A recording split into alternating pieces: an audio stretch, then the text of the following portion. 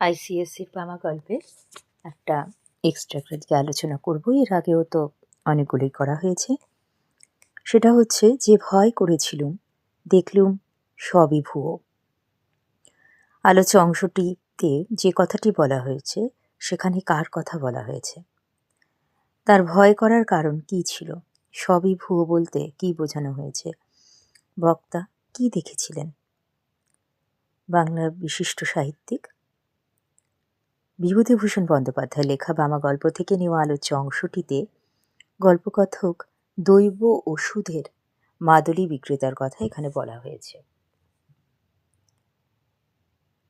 গল্পকথক তার মালিকের নির্দেশ মতো বর্ধমান জেলার মেমারি স্টেশন থেকে নেমে মাখমপুর গ্রামে যাচ্ছিলেন।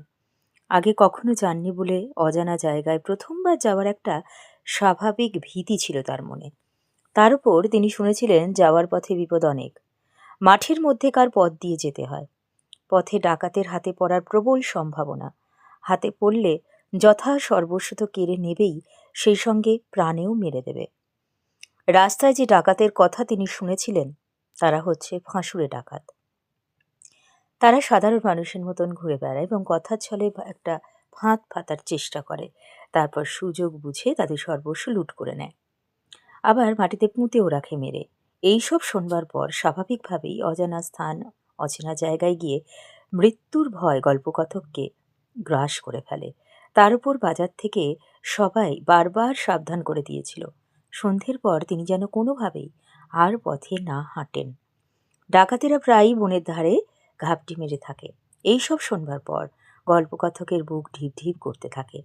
এছাড়া তার কাছে মাদুলি ও ঔষধ বিক্রি করার বেশ কিছু টাকা ছিল, তাই সর্বস্ব তো বটেই, এমনকি প্রাণ হারানোর আশঙ্কাও তিনি করেছিলেন। গল্পকথক যেসব কথা বাজারের লোকের মুখ থেকে শুনেছিলেন সেটা ঘটেনি। তাদের কথা মতো মাঠের থেকে ক্রোশ তিনেক দূরে তালগাছ ঘেরা দিঘিও দেখতে পেলেন তিনি। কিন্তু যা দেখার জন্য তিনি ভয়ভীত ও সন্ত্রস্ত ছিলেন সেই ফাঁসুড়ে ডাকাতে দেখা মিলল না। দিঘির পাড়ে মানুষজনের কোনো চিহ্ন নেই। তার মনে হলো মানুষ যেমন ভয় দেখিয়েছিল ওই জায়গাটি তেমন নয়। তার আশঙ্কা অনুযায়ী ভয়ের কোনো কিছু ঘটল না দেখেই বক্তা সবই ভুয়ো এটা বলেছেন। বক্তা আগে যেটা শুনেছিলেন, যে সেকেলে দিঘি, খুব উঁচু পাড়, সবই দেখতে পেলেন।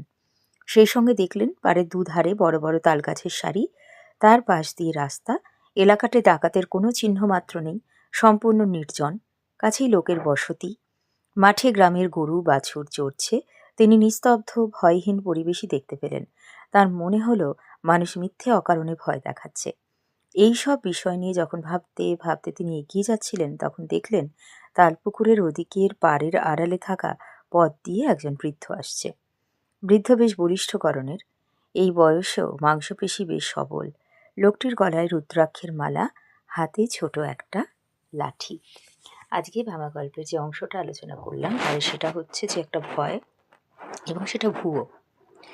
ভয়টা যে সত্যি ভয় ছিল না, একটা ভুয়ো ঘটনা, সেটা আজকের আলোচনার বিষয়। তোমরা অবশ্যই গল্পটা আরও ভালো করে পড়ে নিও। সবাই ভালো থেকো। অনেক অনেক ধন্যবাদ।